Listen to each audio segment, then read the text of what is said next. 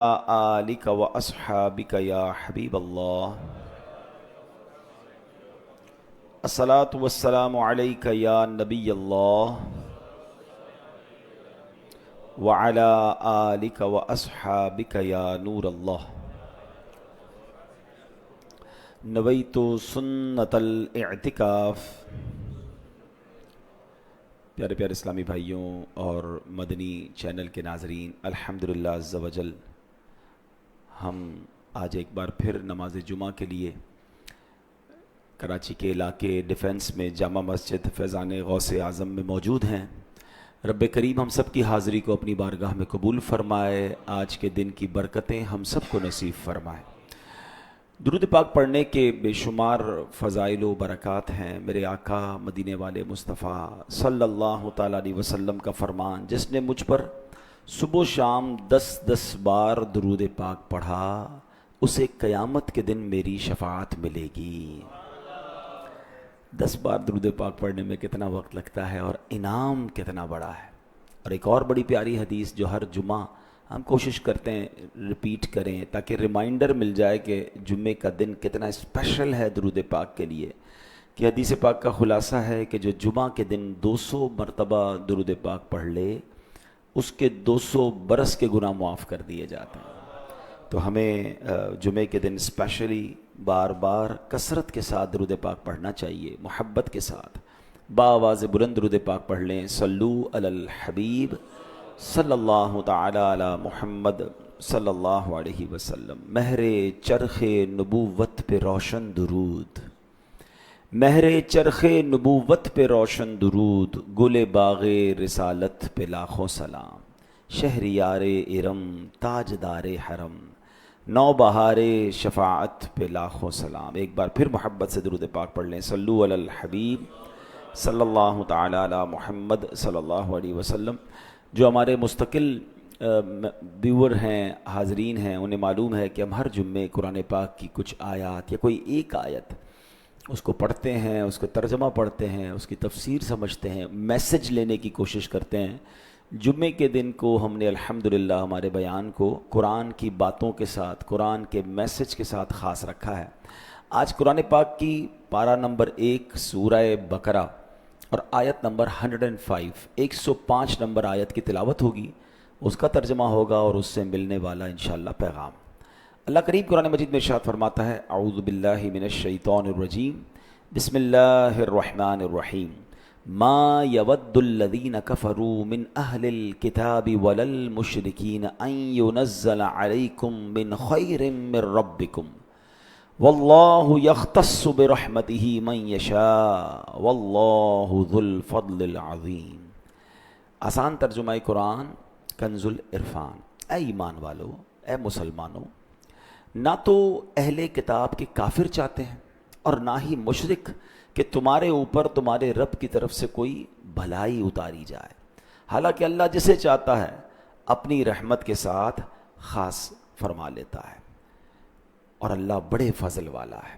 یہ ہو گیا اس آیت کا ترجمہ۔ جنہوں نے پچھلے جمعے کا بیان سنا ہے، نہیں سنا تو ہمارے سوشل میڈیا پہ جا کر سنیے گا۔ بڑا کمال کا ٹاپک تھا کہ نبی پاک علیہ الصلوۃ والسلام کے ایک بڑے پیارے ادب کا ذکر ہوا تھا کہ صحابہ کو جب کوئی بات سننی ہوتی تھی، بات نبی پاک کی دوبارہ سننی ہوتی تھی، تو وہ عرض کرتے تھے راعینا یا رسول اللہ، یا رسول اللہ ہماری رعایت فرمائیے۔ اور اللہ نے قرآن میں فرمایا تھا کہ اے ایمان والو راعینا نہ کہو، انظرنا کہو، کیونکہ اس راعینا لفظ سے بدبخت جو غیر مسلم تھے، مشرکین تھے، وہ دوسرا معنی نکالتے تھے اور وہ بے ادبی کا معنی تھا۔ تو آج جو ہے، اب سوال یہ بنتا ہے کہ یہودی وہ گستاخی والا جملہ کہتے کیوں تھے؟ اب اسی کی کنٹینیوٹی ہے۔ آج جو آیت ہے سمجھ لیں پچھلے واقعے کی ایک تسلسل ہے کہ اب اس میں اللہ کریم نے قرآن پاک میں اس بات کا جواب دیا کہ کیا ریزن تھا کہ وہ معاذ اللہ نبی پاک علیہ السلام کی بارگاہ میں گستاخی کے جملے کہا کرتے تھے۔ اس کی وجہ کیا بتائی؟ ما یود الذین کفروا من اہل الکتاب والمشرکین۔ اے مسلمانوں، نہ تو اہل کتاب چاہتے ہیں اور نہ ہی مشرک۔ کیا نہیں چاہتے؟ آگے بتایا قرآن نے، ان ینزل علیکم من خیر من ربکم، فرمایا ان ینزل علیکم من خیر من ربکم، کہ تمہارے اوپر تمہارے رب کی طرف سے کوئی بھلائی اتاری جائے۔ کتنا حسد ہے انہیں، ان کو کتنا پرابلم ہے ان مشرکین کو، ان یہودیوں کو، اس زمانے کے لوگوں کو، اور آج بھی ہے کہ مسلمانوں پر بھلائی نہ اتر جائے، مسلمانوں سے ان کا رب راضی نہ ہو جائے، ان پہ برکتوں کا نزول نہ ہو جائے۔ اب طریقہ کیا انہوں نے اپنایا کہ وہ خود بھی گستاخی والے الفاظ استعمال کرتے تھے اور چاہتے تھے مسلمان بھی معاذ اللہ ان گستاخانہ جملوں کو دہرانا شروع کر دیں، مگر یہ بدبخت جانتے نہیں۔ اللہ نے سبحان اللہ مسلمانوں کو اگلی آیت میں انعام کیا دیا، واللہ یختص برحمتہ من یشاء واللہ ذو الفضل العظیم، حالانکہ اللہ جسے چاہتا ہے اپنی رحمت کے ساتھ خاص فرما لیتا ہے۔ جنہیں بچانا ہوتا ہے، جنہیں نوازنا ہوتا ہے، جنہیں عروج عطا کرنا ہوتا ہے، یہ اللہ کی شان ہے کہ اللہ انہیں اپنی رحمت کے ساتھ خاص فرما لیتا ہے، اور اللہ بڑے فضل والا ہے۔ اے میرے پیارے اسلامی بھائیوں، کیوں کہ ہمیں نسبت ہے جناب رسول اللہ علیہ الصلوۃ والسلام سے، اس نسبت کی برکت سے، اس غلامی کی برکت سے اللہ مسلمانوں پر رحمتوں کی بارش نازل فرماتا ہے۔ کیا خوبصورت شاعر نے بات کہی نا، ہر کرم کی وجہ یہ فضل عظیم، صدقہ ہیں سب نعمتیں اس فضل کا، بے سبب اس کی عطائیں بے شمار، بے غرض اس کے کرم بے انتہا، اپنے بندوں کو خدائے پاک نے اس کے صدقے میں دیا جو کچھ دیا۔ یعنی نبی پاک کی غلامی ملی، سرکار علیہ الصلوۃ والسلام کا دامن ملا، تو اللہ قرآن میں فرما رہا ہے کہ اللہ کچھ لوگوں کو اپنی رحمت کے ساتھ خاص کر لیتا ہے، اللہ بڑے فضل والا ہے۔ اب یاد رکھیے، غیر مسلم کو یہ بات بہت اچھی طرح معلوم ہے جو ہمیں معلوم نہیں ہے۔ کہتے ہیں نا دشمن کو بعض اوقات ہمارا وہ پرابلم پتا ہوتا ہے جو ہم ریئلائز ہی نہیں کر رہے ہوتے۔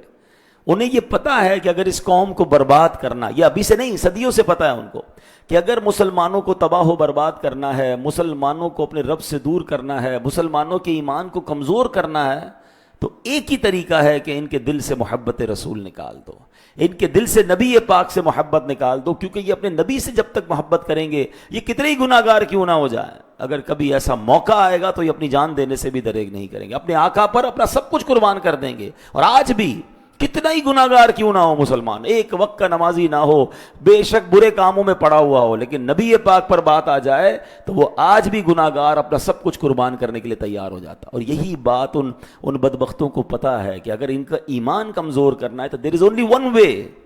اور یہ بات شاعر مشرق ڈاکٹر اقبال نے بہت پہلے کہہ دی تھی کہ وہ فاقہ کش کے موت سے ڈرتا نہیں ذرا، وہ فاقہ کش کہ موت سے ڈرتا نہیں ذرا، روح محمد اس کے بدن سے نکال دو۔ کیونکہ مسلمان غریب ہو، فقیر ہو، پریشان ہو، لیکن جب نبی پاک کی بات آ جائے تو نہ وہ غربت سے ڈرتا ہے، نہ فاقے سے ڈرتا ہے، وہ اپنے نبی کے نام پر اپنا سب کچھ قربان کر دیتا ہے۔ ہاں، ایک شاعر نے لکھا نا، بتا دو گستاخان نبی کو غیرت مسلم زندہ ہے، ان پر مر مٹنے کا جذبہ کل بھی تھا اور آج بھی۔ اب کتنے ہی گناہ گار کیوں نہ ہو، اب کتنے ہی خطا کار کیوں نہ ہو، مگر آج بھی نبی پاک پر اپنا سب کچھ قربان ہے۔ لیکن دیکھو اس کو کم مت ہونے دینا، یہ پلان ہے، یہ سازشیں ہیں کہ کسی طرح ان کو ان کے نبی سے دور کر دو، اور اس کے لیے پلاننگ ہو رہی ہے، ہمیں سمجھ نہیں آ رہی، میں آگے بیان کروں گا کہ باقاعدہ اب دیکھیں نا قرآن میں رب نے فرمایا یہ چاہتے ہیں مسلمانوں پر فضل نہ ہو، اس لیے گستاخانہ جملے کہتے ہیں، اور آج بھی کبھی خاکے بناتے ہیں، ہمیں ٹیسٹ کیا جاتا ہے، کبھی معاذ اللہ نبی پاک کی شان میں گستاخی کی جاتی ہے، اور آپ کچھ لوگ ہیں جو کہتے ہیں یار اب ٹھیک ہے یہ تو ان کا عمل ہے تو ہمارا کیا مسئلہ، ان کے دل پہ کچھ فرق ہی نہیں پڑتا۔ تو پھر اپنے ایمان کو چیک کروائیے، کیوں کہ محمد کی محبت دین حق کی شرط اول ہے۔ ہاں، محمد کی محبت دین حق کی شرط اول ہے، اسی میں ہو اگر خامی تو سب کچھ نامکمل ہے، پھر دین نہیں ہے۔ ابھی جمعے کا خطبہ ہوگا، ہر جمعے کو ہم خطبہ سنتے ہیں، اور آپ کو سب نے، میں جو جملہ کہنے جا رہا ہوں آپ کو سب کو یاد آ جائے گا، اور وہ جملہ کیا میں کہتا ہوں یہ جہاں بھی آپ جمعہ پڑھتے ہوں گے، الا لا ایمان لمن لا محبت لا، یاد آ رہا ہے کچھ؟ 3 بار عموماً امام صاحب کہتے ہیں، الا لا ایمان لمن لا محبت لا، الا لا ایمان لمن لا محبت لا۔ کیا معنی ہے اس کے؟ What is the meaning? معنی یہ ہے سن لو اس کا ایمان نہیں جس کے دل میں نبی سے محبت نہیں۔ یہ ایکچولی ایمان کی جان ہے محبت رسول۔ ہاں، ساری نمازیں، روزے، عبادت سب ایک طرف، اگر محبت رسول نہیں تو پھر کچھ نہیں. اور وہ اسی کو ٹارگٹ کیے ہوئے بیٹھے ہیں. آج بھی پلان ہیں, آج بھی پلانٹڈ لوگ آتے ہیں جو کسی طریقے سے کوئی ایسا پلان کرتے ہیں کہ یار یہ مسلمانوں کے دل سے ان کے نبی کی محبت نکل جائے. اے میرے پیارے اسلامی بھائیوں, اب ذرا پہلے ان کی بات کر لیتے ہیں. اس زمانے کے جو لوگ تھے, دیکھیں ان لوگوں کو نبیوں کا فیضان نہیں ملا ہے. اب کیا ہوا کہ یہودی خود گستاخ تھے, حالانکہ تورات ملی انہیں ان کے, لیکن یہ اس کے فیضان سے محروم رہے. حضرت موسیٰ علیہ السلام جیسے عظیم و شان نبی بھیجے گئے مگر فیضان نبوت سے محروم رہے. حضرت موسیٰ سے لے کر حضرت عیسیٰ تک ہزاروں پیغمبر آئے مگر انہوں نے گستاخیاں کی, نبیوں کا فیضان حاصل نہ کیا. آخرکار کیا ہوا؟ اللہ قرآن میں فرماتا ہے وَضُرِبَتْ عَلَيْهِمُ الذِّلَّةُ وَالْمَسْكَنَةُ وَبَاءُوا بِغَضَبٍ مِّنَ اللَّهِ, اور ان پر ذلت اور غربت مسلط کر دی گئی اور وہ خدا کے عذاب کے مستحق ہو گئے. مطلب کیا ہوا؟ گستاخیوں کے سبب, نبیوں کی بارگاہ میں بے ادبیوں کے سبب, سرکشیوں کے سبب اللہ اکبر, اللہ نے ان پر غضب نازل کیا اور وہ رحمت و برکت سے محروم ہو گئے. اب یہ کیا کرتے ہیں کہ انہوں نے دیکھا کہ ہم تو کھائی میں گر گئے ہیں, ہم سے تو اللہ ناراض ہے, ہم نے تو نبیوں کی گستاخی کی, اب مسلمان بھی اپنے نبی کی گستاخی کریں, اب مسلمان بھی بے ادبی کریں. اب کیا ہوتا ہے کہ اب سنیے گا, کبھی خاکے بناتے ہیں اور کبھی مسلمانوں کے درمیان اپنے کارندے شامل کرتے ہیں.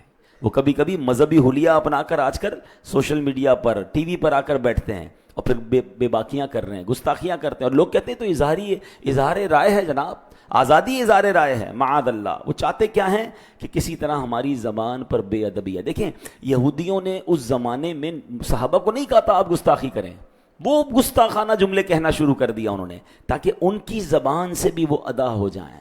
آج بھی یہی ہو رہا ہے, ہمیں کوئی کہتا نہیں آپ یہ کہو مگر وہ ٹی وی پہ آ کے صحابہ کے خلاف بات کرے گا, کوئی نبیوں کے بارے میں بات کر دیں گے, کوئی معاذ اللہ پیارے آقا کی اہل بیت کے بارے میں بے ادبی والی بات, تاکہ مسلمان بھی بے ادبی کے جملے سیکھ جائیں, مسلمان بھی گستاخیاں کرنے معاذ اللہ لگ جائیں, تاکہ ان کا ایمان کمزور ہو جائے, تاکہ ان سے محبت رسول چھین لی جائے. یہ وہ پلان ہے کہ کسی طرح ان کے دل سے محبت رسول کو نکالا جائے. مجھے ایک بات بتائیں, ایک بڑی دیوار ہو, آپ اس کو دھکا دیں, وہ نہیں گر رہی, اب کیا کریں گے؟ یار اس کے نیچے سے مٹی نکالو, اس کی مٹی نکال دو گے نا یہ کمزور ہو جائے گی.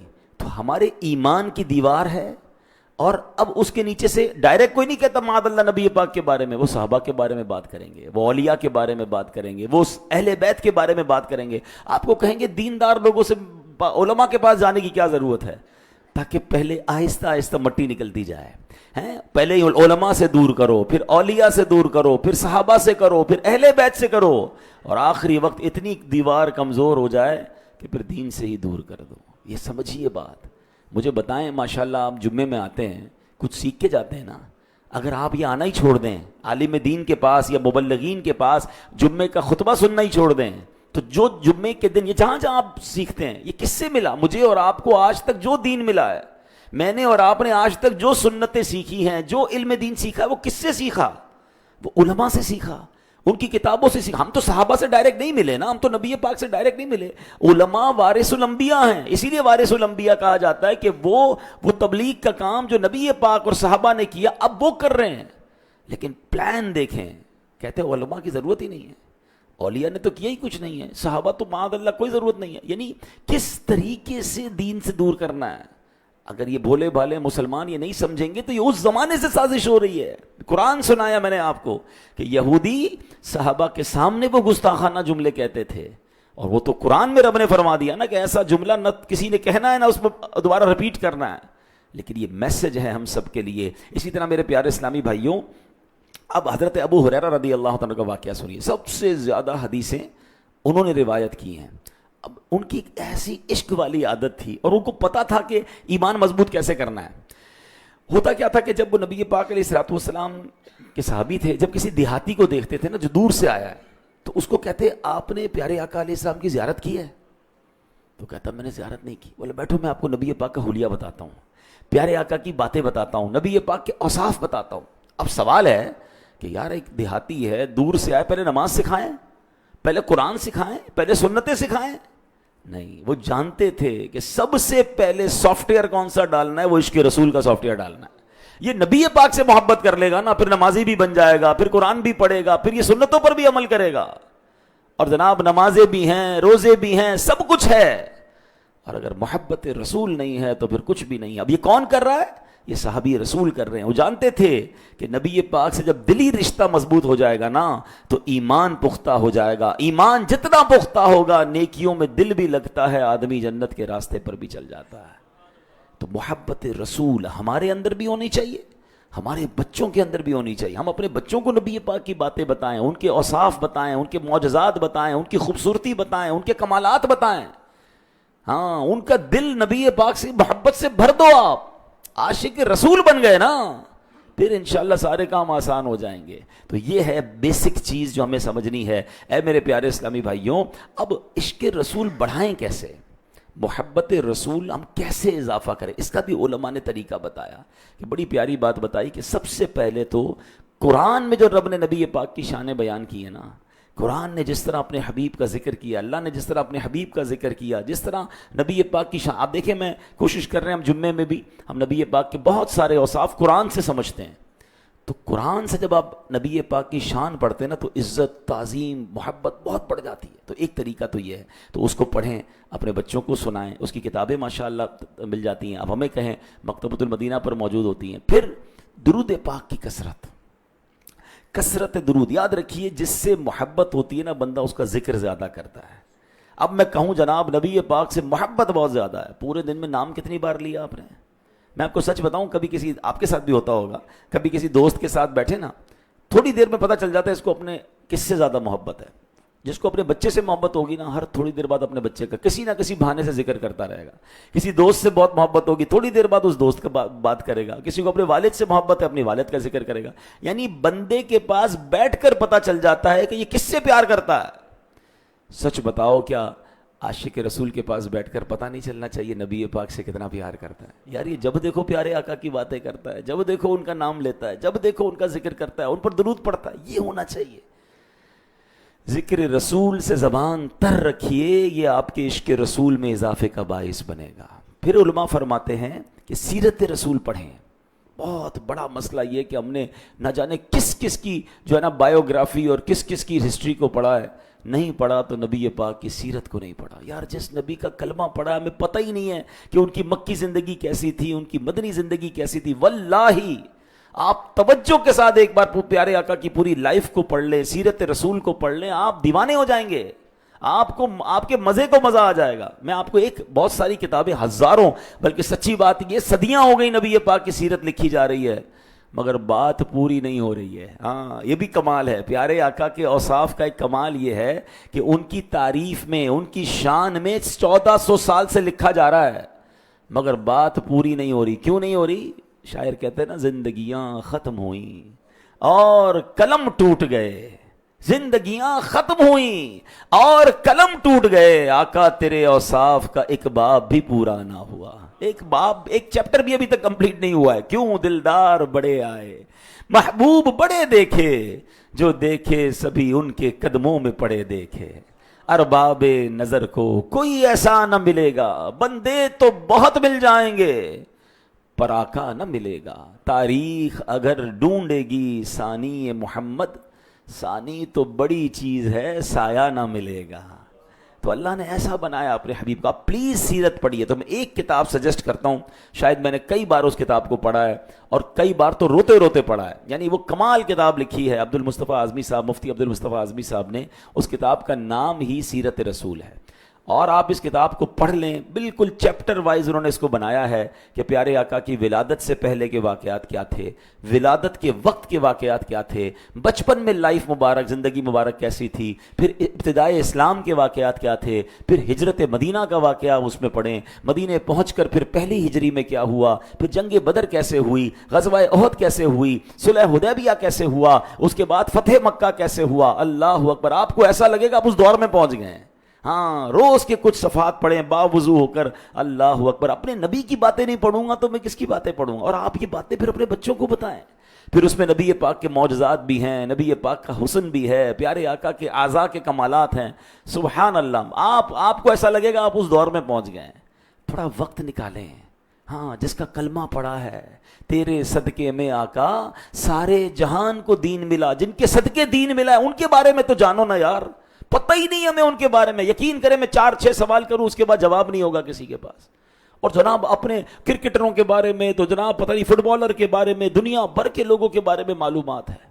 ہماری نبی پاک سے محبت کی کمی کی وجہ بھی یہ ہے ہم ان کی سیرت نہیں پڑھتے, ہمارا کنیکشن کمزور ہوتا جا رہا ہے. نہ کریں ایسا.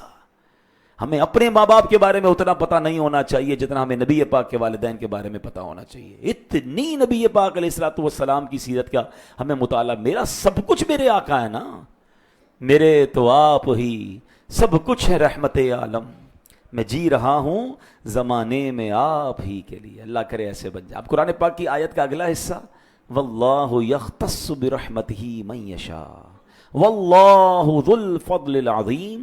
حالانکہ اللہ جسے چاہتا ہے اپنی رحمت کے ساتھ خاص فرما لیتا ہے, اور اللہ بڑے فضل والا ہے. اب پچھلی بات تو ہم نے سمجھ لی کہ یہودی اور یہ عیسائی جو تھے یا اس زمانے کے مشرکین تھے, اور اب بھی جو لوگ اسلام دشمن ہیں وہ مسلمانوں کے حسد میں مبتلا ہیں. مگر سبحان اللہ, اللہ کریم جسے چاہے اپنے فضل کے ساتھ خاص فرما لیتا ہے. اچھا, یہ جو فضل کے ساتھ خاص فرمانا نا, اس پہ بڑی خاص حدیث ہے. میں نے خود بھی زندگی میں پہلی بار اس حدیث کو آج پڑھا ہے, آپ سنیں مزہ آ جائے گا. ایک حدیث پاک ہے, فضل خداوندی مسلمانوں پر کیسا ہے, نبی پاک کے امتیوں پر کیسا ہے, پیارے آقا نے کس طرح بیان فرمایا. بڑی پیاری اگزامپل ہے, ذرا غور سے سنیے گا. حضرت عبداللہ ابن عمر رضی اللہ تعالیٰ عنہما سے روایت ہے, رسول اکرم نور مجسم صلی اللہ تعالیٰ علیہ وسلم نے فرمایا, تمہاری اور یہود و نصارہ کی مثال یوں ہے کہ گویا ایک شخص ہے جس نے کچھ لوگوں کو مزدوری پر رکھا اور کہا کون ہے جو فجر سے لے کر نصف النہار یعنی ظہر تک کام کرے گا, فجر سے لے کر ظہر تک کام کرے گا, میں اسے 1 قرات سونا اجرت میں دوں گا. سونا 1 قرات کتنا ہوتا ہے, 218 ملی گرام تقریباً. اور یہ نبی پاک نے فرمایا یہ مثال یہودیوں کی طرح ہے, یہودیوں کی ہے کہ فجر سے لے کر ظہر ٹائم بہت ہوتا ہے, بہت کام کیا, 1 قرات سونا ملا. پھر وہ شخص اعلان کرتا ہے کون ہے جو نصف النہار یعنی ظہر سے لے کر عصر تک کام کرے گا, اس کو بھی 1 قرات سونا دوں گا. آقا علیہ السلام نے فرمایا یہ نصارہ عیسائیوں کی مثال ہے. پھر اس نے آخر میں اعلان کیا کون ہے جو عصر سے مغرب کام کرے گا اور 2 قرات سونا دوں گا. عصر سے مغرب ٹائم کتنا, سب سے تھوڑا, اور اجر کتنا, ڈبل. فرمایا یہ مثال مسلمانوں کی ہے. یعنی پچھلی قوموں نے بڑی عبادتیں کی, جو عبادت گزار تھے نا وہ جنگلوں میں رہتے تھے, بہت محنت کی, عمریں بھی لمبی لمبی 300-300 سال 400-400 سال عبادت. مسلمانوں کی عمر بھی تھوڑی, جنگل میں نہیں جانا ہے, جنگل میں جا کر ریاضت میں بھوکے پیاسے رہ کے عبادت نہیں کرنی ہے. ہماری مسجد میں اے سی چل رہا ہے, پنکھوں کے نیچے بیٹھے ہیں, اللہ پھر بھی اجر عطا فرما رہا ہے. عمر بھی تھوڑی, کام بھی تھوڑا, اجر بھی زیادہ. کیوں؟ سبحان اللہ, میری خوش قسمتی میں تیرا امتی. یہ صدقہ ہے جناب رسول اللہ علیہ الصلوۃ والسلام کا کہ ہمیں ایک نیکی کریں تو 10 نیکیوں کا ثواب. ساری زندگی بھی کوئی گناہ کرے, ایک بار سچی توبہ کرے, اللہ پچھلے سارے گناہ معاف فرما دیتا. یہ صدقہ ہے جناب رسول اللہ علیہ الصلوۃ والسلام کا. تو اے میرے پیارے اسلامی بھائیوں, نبی پاک نے فرمایا جب یوں ہوا کہ اس امت نے کام تھوڑے کیے مگر اجر دگنا مل گیا, ڈبل مل گیا, تو یہود و نصارہ غصے میں آ گئے, بولے ہم نے کام زیادہ کیا, ہمیں اجر کم دیا جا رہا ہے. اللہ پاک نے فرمایا کیا میں نے تمہارے حق سے کچھ کم کیا ہے؟ تمہیں تو پورا مل گیا نا, تمہیں نہیں دیا؟ ہاں, بولے نہیں. تو پھر اللہ نے فرمایا یہ اللہ پاک کا فضل ہے, رب کریم جتنا چاہتا ہے فضل عطا فرماتا ہے. ان لوگوں کا تو پیسے کم نہیں ہوئے, جو ان سے بات ہوئی تھی وہ تو دے دیا نا. اب اللہ کی مرضی, ایک ایسی امت آئی کیونکہ وہ حبیب پاک کی امت تھی جو کام تھوڑا کرتی ہے, اللہ اجر زیادہ عطا فرماتا ہے. واللہ ذو الفضل العظیم, اللہ بڑے فضل والا ہے. تو اے میرے پیارے اسلامی بھائیوں, یہ ہم پر مہربانی کی گئی ہے کہ ہمیں چھوڑے تھوڑے عمل پر زیادہ اجر, لیکن اس کی وجہ سے دیگر اقوام, دیگر مذاہب کے لوگ ہم سے حسد کرتے ہیں اور پھر اسی وجہ سے وہ پلان کرتے ہیں. تو یہاں یہ بات ہمیں سمجھنی ہے کہ ہمیں جو ہے وہ تھوڑی سے عمل پر جب اجر زیادہ دیا جا رہا ہے تو ہمیں اللہ کی رحمت کا شکر بھی ادا کرنا چاہیے اور پھر وہ اعمال بھی کرنے چاہیے اور نبی پاک سے سچی محبت کرنی چاہیے. اب آخری بات, حسد جو اس کے بارے میں ہم نے قرآن سے بھی سنا, یہ یہود والی بیماری ہے, یہ پرانی بیماری ہے اور بدقسمتی سے آج مسلمانوں میں بھی حسد آ رہا ہے. خدا کے واسطے اپنے آپ کو حسد سے بچائیں. حسد اتنی بری بیماری ہے کہ نبی پاک فرماتے ہیں حسد ایمان مونڈ دینے والی بیماری ہے. حسد ایمان کو ایسے برباد کرتا ہے جیسے ایلوا جو ہے وہ شہد کو برباد کر دیتا ہے. اب لوگ حسد پال کر بیٹھے ہیں، حسد کرنے والے کا ہی بیڑا غرق ہوتا ہے۔ ایک واقعہ سنیے جس سے آپ کو مزید بات سمجھ آ جائے گی۔ ایک شخص تھا، بادشاہ کی بارگاہ میں تھا۔ سبق آموز کے واقعہ کتابوں میں لکھا ہے کہ وہ بادشاہ کے پاس رہتا تھا، اور بادشاہ نے اس اپنے بندے کو، اپنے درباری کو بڑا بڑا رتبہ دیا ہوا تھا، اس کی باتیں بڑی اچھی ہوتی تھی۔ وہ ایک جملہ بار بار کہا کرتا تھا، احسان کرنے والے کو احسان کا بدلہ دو، اور برے شخص سے برائی سے پیش آؤ، کیونکہ برے انسان کے لیے تو خود اس کی برائی ہی کافی ہے۔ برے شخص سے برائی سے پیش نہ آؤ، کیونکہ برے شخص کے لیے تو اس کی برائی کافی ہے۔ ہم کیا کرتے ہیں، یار اس نے برا کیا، میں اس کو نہیں چھوڑوں گا، اس کو چھوڑ دیں، اس کی برائی اس کے لیے کافی ہے۔ آپ اچھے بندے اچھا کام کرنے والے، احسان کرنے والے کو احسان سے جواب دیں، نیکی کا جواب نیکی سے دیں۔ کوئی برائی کر رہا ہے، آپ برائی نہ کریں، چھوڑ دیں اس کی برائی کے حوالے، اس کی برائی کافی ہے۔ وہ اس کا ایک جملہ بڑا مشہور تھا، بادشاہ کو بڑا پسند تھا۔ اب اس کے دیگر وزیروں کو حسد ہو گیا کہ یار یہ بندہ ہر وقت بادشاہ کے قریب ہے۔ پلان کیا کہ کسی طرح بادشاہ کے کان بھرتے ہیں اور اس کو مروا دیتے ہیں۔ بادشاہ کو کہا، بادشاہ سلامت، یہ جو آپ جس درباری کے بڑے گن گاتے ہیں نا، بڑا شریف ہے، بڑا اچھی باتیں کرتا ہے، یہ آپ کے بارے میں پیچھے بری باتیں کرتا ہے۔ کہا نہیں، ایسا نہیں ہو سکتا۔ کہا بادشاہ سلامت، یہ تو کہتا ہے بادشاہ کے منہ سے بدبو آتی ہے۔ کہا اچھا، میرے بارے میں ایسا کہتا ہے؟ کہاں، کل دیکھ لیجئے گا، کل آئے گا تو اپنے منہ پہ ہاتھ رکھ کے ناک بند کر کے آپ سے بات کرے گا۔ کہا ٹھیک ہے، آنے دو کل۔ اب ان درباریوں نے کیا کیا، اس بندے کی گھر پہ دعوت کی اور اس کو کچا لہسن، پیاز اور ساری چیزیں کھلا دیں۔ اب یہ جب صبح دربار میں جانے کا ٹائم ہوا، کہتا ہے یار منہ سے بدبو آ رہی، بادشاہ کو کیسا لگے گا؟ وہ اپنے منہ پہ ہاتھ رکھ کے گیا۔ تو بادشاہ سمجھ گیا کہ یہ تو وہی بات ہے، حاسد یہی کرتے ہیں نا، چغل خور، کان بھرتے ہیں الٹا۔ بادشاہ نے کہا یہ بندہ میری بے عزتی کر رہا ہے، میرے بارے میں یہ سوچ رہا ہے کہ میرے منہ سے اسمیل آتی ہے۔ ایک خط لکھا بادشاہ نے ایک سپاہی کے نام کہ جو یہ خط لے کر آ رہا ہے اس کی گردن اڑا دو، اور اس کی کھال کے اندر بھوسا بھر کر اس کی لاش مجھے بھیجنا۔ بڑا غصہ بادشاہ کو، خط پکڑا دیا اس کو، جاؤ جا کے اس وزیر کو دینا، اس سپاہی کو دینا، پڑھنا نہیں۔ اور وہ جو حسد کرنے والا تھا وہ سارا ماجرا دیکھ رہا ہے کہ یار میں تو سمجھا بادشاہ سلامت آج اس کو مروا دے گا، بادشاہ نے تو تحفہ، کیونکہ بادشاہ کا یہ انداز ہوتا تھا کہ وزیر کے پاس بھیجتا تھا یا سپاہی کے پاس بھیجتا تھا کہ اس کو اتنے پیسے انعام میں دے دو، تو وہ تو سمجھا کہ اس کو انعام دے دیا بادشاہ نے۔ تو جیسے ہی وہ بندہ باہر نکلا تو وزیر نے کہا یہ پرچہ مجھے دے دو، میں پہنچا دیتا ہوں سپاہی کو۔ ٹھیک ہے آپ پہنچا دیں۔ اس بندے کو تو کوئی پرابلم نہیں تھا، اس نے وہ پرچہ اس کو پکڑا دیا۔ اب جو حاسد تھا، حسد کرنے والا بندہ تھا وزیر، وہ پہنچ گیا اس سپاہی کے پاس اور جا کے خط پکڑایا۔ جیسے ہی خط کھولا تو اس نے تو تلوار نکالی، کہ تمہاری تو گردن اڑانے کا حکم ہے۔ کہ نہیں نہیں، میرا خط نہیں ہے، یہ خط تو اس کو ملا تھا۔ کہ نہیں، بادشاہ نے یہ لکھا ہے جو خط لے کر آیا اس کو مارنا ہے۔ اس کا گردن بھی اڑائی، اس کی لاش میں بھوسا بھر گیا۔ اگلے دن صبح ہوئی تو وہ بندہ پھر پہنچ گیا بادشاہ کی بارگاہ میں، کہتا ہے یا بادشاہ سلامت، احسان کرنے والے کا بدلہ احسان سے دیجئے، اور برائی کرنے والے کو اس کی برائی پر چھوڑ دیجئے، برائی کافی ہے اس کے لیے۔ بادشاہ کہتا ہے تم زندہ کیسے ہو؟ کہ کیوں، کیا ہو گیا؟ کہ کل تم آئے تھے، میں نے تمہارے لیے آرڈر دیا تھا، کہ وہ پرچہ تو میں نے فلاں بندے کو پکڑا دیا۔ فلاں بندے کو پکڑا ہے، وہ تمہارے بارے میں وہی تو کہتا تھا۔ کہ بادشاہ سلامت، میں تو آپ کا ادب کر رہا تھا، میرے منہ سے کل اسمیل آ رہی تھی، میں نے لہسن کھایا ہوا تھا، اس لیے منہ پر ہاتھ رکھا کہ آپ کو تکلیف نہ ہو۔ تو بادشاہ کہتا ہے جو تم کہتے تھے وہ صحیح تھا، کہ احسان کا بدلہ احسان سے دے دو، برائی کرنے والے کے لیے اس کی برائی کافی ہے۔ یہ واقعہ ہے، مگر یقین کریں جو اگر ہم آج کے سینیریو میں دیکھیں نا، جو دوسرے کے لیے گڑھا کھودتا ہے نا، اس کا بگاڑ کچھ نہیں سکتا، وہ ایکچولی اپنا بگاڑ رہا ہوتا ہے، وہ اپنا سب کچھ برباد کر رہا ہوتا ہے۔ حدیث پاک میں آتا ہے حسد نیکیوں کو اس طرح کھا جاتا ہے جیسے آگ لکڑی کو کھا جاتی ہے۔ حدیث کے الفاظ سنیں، ایاکم والحسد فإن الحسد یأکل الحسنات کما تأکل النار الحطب۔ آقا فرماتے ہیں حسد سے بچو، حسد نیکیوں کو یوں کھا جاتا ہے جیسے آگ لکڑی کو کھا جاتی ہے۔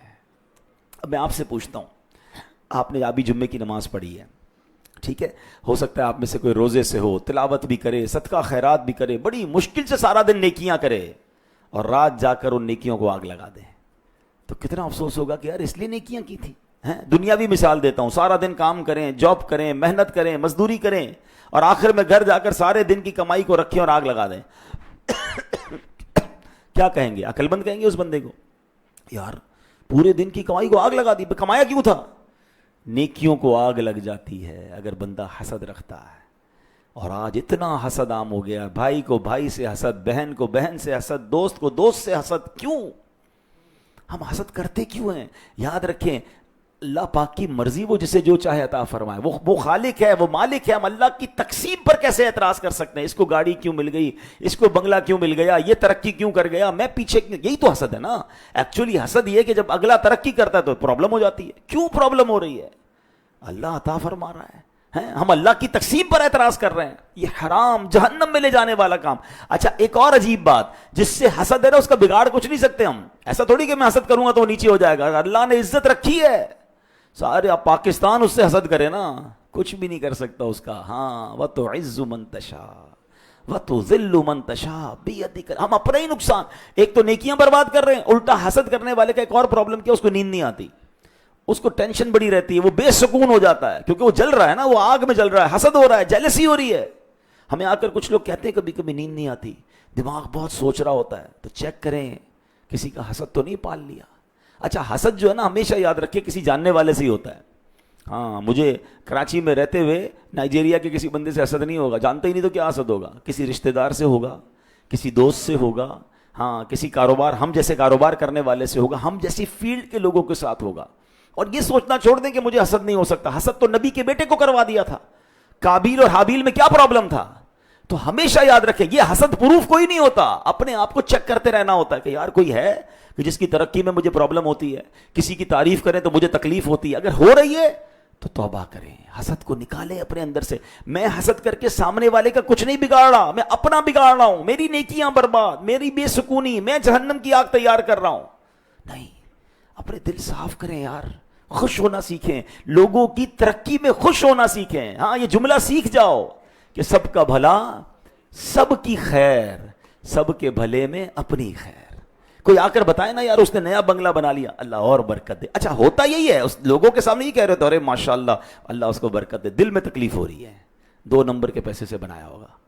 بھائی ہاں فلاں نے نئی گاڑی لے لی ہے، ہاں ہاں ماشاءاللہ مٹھائی کب کھلاؤ گے؟ اچھا اس کے سامنے بڑے اچھے بن رہے ہیں، باہر نکل کے کہتے ہیں سود کے پیسے سے لی ہوگی. یار اللہ نے اس کو، اچھا اگر اس نے غلط کیا ہے تو تم کو آڈیٹر کس نے بنایا؟ وہ جانے، اس کا رب جانے نا. اس کا بنگلہ غلط، اس کا کاروبار غلط، وہ آپ کو کس نے کہا چیک کرنے کو؟ وہ اللہ اور جانے، وہ جانے.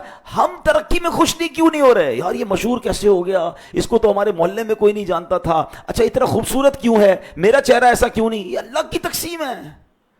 ہاں میرے رب کے خزانے ختم نہیں ہو گئے. حسد کی بجائے ایک اور کام کرنا شروع کر دیں، اور وہ کیا ہے؟ اس کو کہتے ہیں رشک. اے اللہ اس کو دیا ہے اور دے دے، مجھے بھی دے دے. میرے رب کے پاس تو جو رب اس کو دے سکتا ہے وہ آپ کو بھی دے سکتا ہے. ہم یہ کیوں کہتے ہیں اس کا چھن کر مجھے مل جائے، یا کم از کم یہ برباد ہو جائے؟ یہی وہ حسد ہے جو یہودیوں کی بیماری تھی، جو بدبختوں کی بیماری تھی، آج مسلمانوں کے اندر آ گئی. چھوڑ دیں کسی کی ترقی، کسی کی خوشحالی، کسی کی خوشی میں تکلیف میں آنا چھوڑ دیں. آپ کچھ بھی نہیں کر سکیں گے، خود ہی تکلیف میں رہیں گے. اور اگر یہ ہو گیا ہے نا، ہو سکتا ہے ہو جاتا ہے، انسان ہے، میں نے کہا حسد پروف نہیں ہے ہم لوگ، تو پھر اللہ سے دعا کریں، اے اللہ میرے دل کو حسد سے پاک کر دے، اے اللہ میرے دل کو تمام برائیوں سے پاک کر دے، تکبر سے پاک کر دے، اے اللہ غیبت سے پاک کر دے، مسلمانوں کے کینے سے پاک کر دے. انجوائے کرنا سیکھیں، خوش ہونا سیکھیں دوسروں کی خوشیوں میں. ہاں یہ دعا کر سکتے ہیں، اے اللہ اس کو دیا ہے مجھے بھی دے دے، تیرے خزانوں میں تو، اور اس کو اور دے، یہ بھی کہا کرو. بلکہ میں مشورہ دیتا ہوں جس سے حسد ہو گیا نا، پہلے چیک کر لو کہ ہاں یار ایک بندہ ہے تو صحیح، کہ جب بھی اس کی ترقی سنتا ہوں، جب بھی اس کی جناب کوئی بڑی بات اس کو مل جاتی ہے تو مجھے تکلیف ہوتی ہے. اب آپ اسی کے لیے دعا کرنا شروع کر دیں، اے اللہ اس کو اور دے. آپ کہیں گے مولانا صاحب بندہ ہی اچھا نہیں لگ رہا، اس کے لیے دعا کہاں سے کریں؟ تو اس کا مطلب پرابلم ہے نا کہ تمہیں مسلمان کے لیے دعا کرنے میں بھی پرابلم ہو رہی ہے. یہی تو حسد ہے، یہ تو ٹیسٹر ہو گیا نا کہ اتنا گندا ہو گیا میرا دل کہ میں اس کی دعا نہیں کر پا رہا، دعا کرتا ہوں تو برا لگتا ہے. یہی چیکنگ تھی، یہی ٹیسٹ تھا، یہی وائرس ہے. اور یہ وائرس نکلے گا ہی ایسے کہ آپ جس سے حسد ہے اس کے لیے دعا کریں. تھوڑے دن لگیں گے، پھر یہ وائرس اتر جائے گا، پھر کلین ہو جائے گا. اور آپ کو کوئی آ کر کہے گا نا یار اس کی ایک اور فیکٹری لگ گئی ہے، تو آپ کہیں گے میں بھی تو دعا کرتا ہوں، کوئی مسئلہ نہیں، کلین ہو جاؤ گے. اگر اپنے آپ کو صاف کرنا ہے تو جس کی تعریف میں، جس کی ترقی میں پرابلم ہے اسی کے لیے دعا کریں. ہاں اللہ سے یہ بھی کہیں میرے مولا مجھے بھی دے دے. جب آپ دوسروں کا بھلا سوچیں گے وہ رب کریم آپ کو بھی عطا فرمائے گا. اور جس نے دوسروں کا برا سوچا تھا آخر میں کیا ہوا کہ اس کی گردن ہی اڑا دی گئی نا. اللہ کرے کہ آج قرآن کے اس واقعے سے ہم میسج بھی لیں، سبق بھی لیں، حسد کو اپنے دل سے نکالیں. ارے دل سے گندگی نکلے گی تو سینہ مدینہ بنے گا نا. ہم تو عشق رسول کی بات شروع کر کے بیٹھے تھے. اگر سینے کو نبی پاک کے عشق کا مدینہ بنانا ہے تو دل سے یہ ساری گندگیوں کو دور کرنا ہے. اللہ کریم جمعے کے مبارک دن کی برکت سے ہمارے دلوں کو صاف اور اجالا فرمائے، آمین.